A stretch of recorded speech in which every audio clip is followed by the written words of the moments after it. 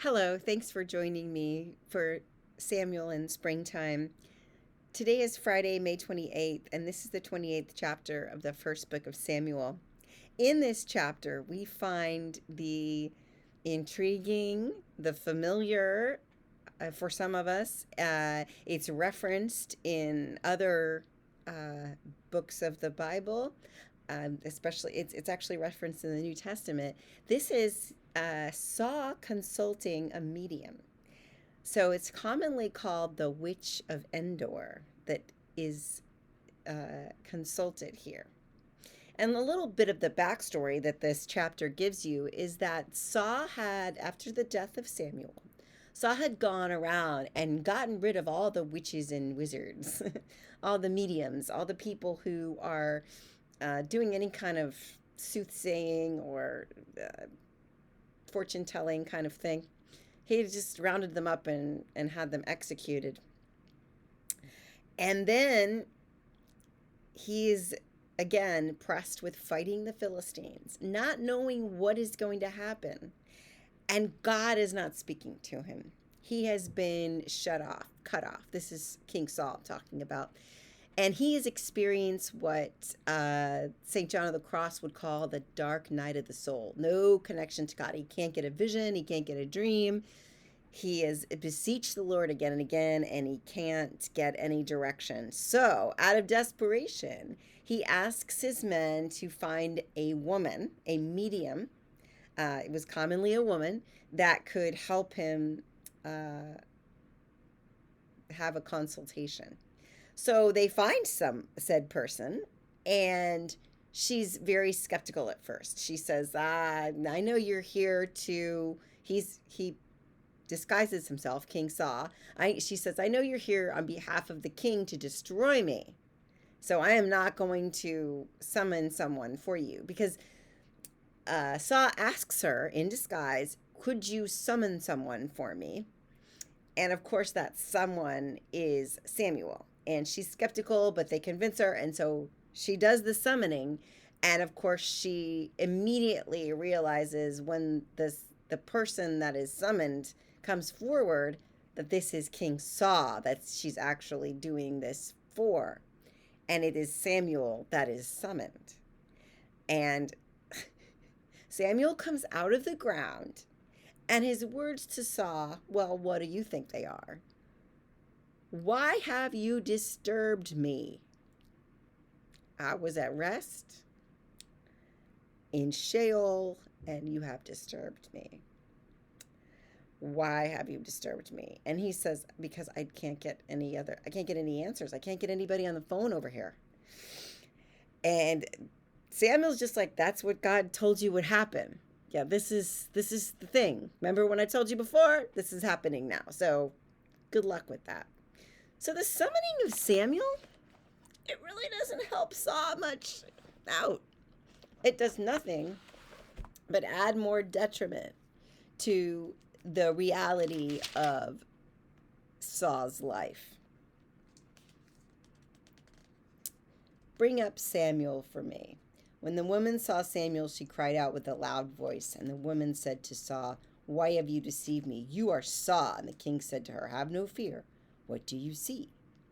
I see a divine being coming out of the ground. And he's an old man in a robe. And that's when Saul knows it's Samuel. Then Samuel said to Saul, why have you disturbed me, bringing me up? I'm in great distress, for the Philistines are warring against me. God has turned away from me.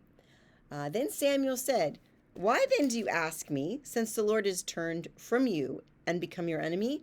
The Lord has done to you just as he spoke by me, for the Lord has torn the kingdom out of your hand and given it to your neighbor David, because you did not obey the voice of the Lord and did not carry out his fierce wrath against Amalek.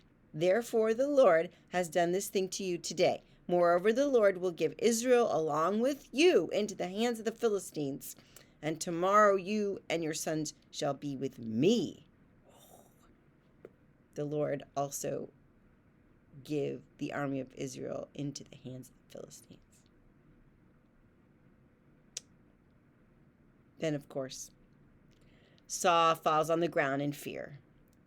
And Saul is greatly disturbed. And this happens to me sometimes. When I have a bad emotional situation going on, I can't eat. I can become despondent.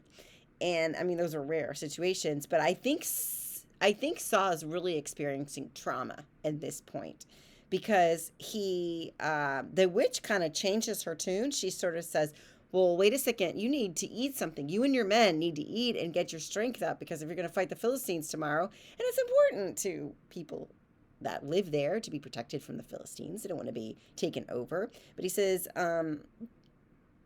no, he won't eat anything.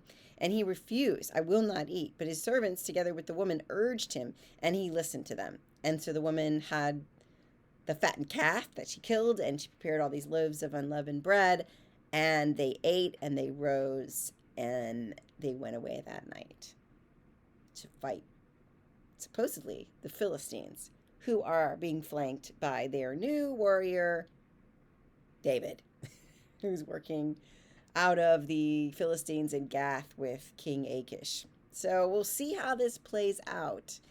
And Samuel comes back from the grave to give bad news to Saul. Wasn't worth the price of entry here. Poor Saul is now traumatized by his encounter with the summoned from the dead Samuel, and also is just facing something that he cannot begin to understand or begin to win, because he's only been told that he's not going to win and that the kingdom is going to be taken from his hand. So one of the things that this brings up for us in thinking about the Hebrew scriptures is this concept of afterlife or death. Because in most of the scripture, we see that a sense of an afterlife is rejected by the Hebrew people, by the Israelites, because it would be seen as a pagan thing, because it was so important to the Egyptians. Okay, the pharaohs and putting the little organs in the little jars and killing all the people that lay down in the tomb with the pharaohs. So their sense of afterlife was a real, live, very tangible thing for them. And because it was such an important part of their cultic practices, their philosophies, their beliefs about the world and how it works, the Hebrew people would be obviously rejecting that, especially beyond the Mosaic covenant. In that time after Moses, when the people had been liberated from Egypt, they would reject sort of those Egyptian ideas of what happens to you after you die. And you see in the Psalms and in other passages that this idea of Sheol is not bad, it's not good, it's just the pit where you go when you die. And you see little glimpses of different characters not necessarily going to Sheol because they don't necessarily die. So that would include Enoch from Genesis, and then Elijah, of course, the famous story about him. We haven't read that yet. That's in Kings, so maybe that could be in the fall sometime.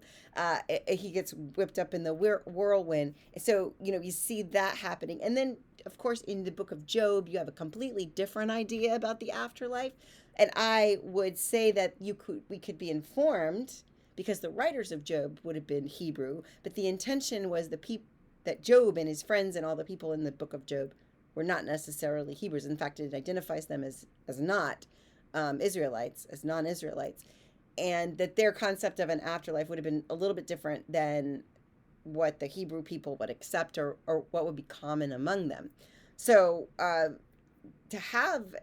Samuel is in that category with Elijah and Enoch, in so far as he's not in Sheol, he is somewhere else, because the idea being that when you go to Sheol, whatever happens to your body happens to your memory, your soul, your spirit, everything.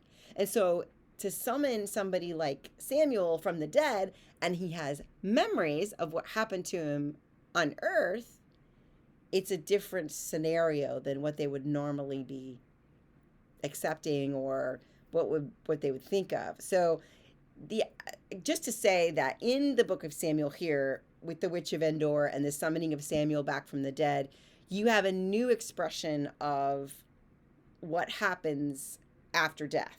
And those theories or thoughts about that are evolving. And some of the more apocalyptic prophets, like the prophet, what's the one that survived the furnace? I can't remember his name right now. Daniel, Daniel with the apocalyptic literature in the second half of his book would have different ideas about Sheol, and some of the minor prophets like Daniel would have different ideas about what life after death meant for people. But right now, in this thought, in this Near Eastern thought that's going on at this time, is pretty much when you die, you go to Sheol, and that's where you stare. That's where you stay, and you'll see that pattern repeated in basically the priestly voice in Genesis, where it says that so and so died at the age of blank, and was laid to rest with his ancestors, or slept with his fathers, or whatever it says that this is when he was done on the earth, and that's it. So the concepts are evolving over time, but it's interesting to see this here. Samuel as a character that is lying in the grave, but has all the faculties he had in life and can be summoned forth by the Witch of Endor. So that's the story of the Witch of Endor, chapter 28. I hope you will have a beautiful day.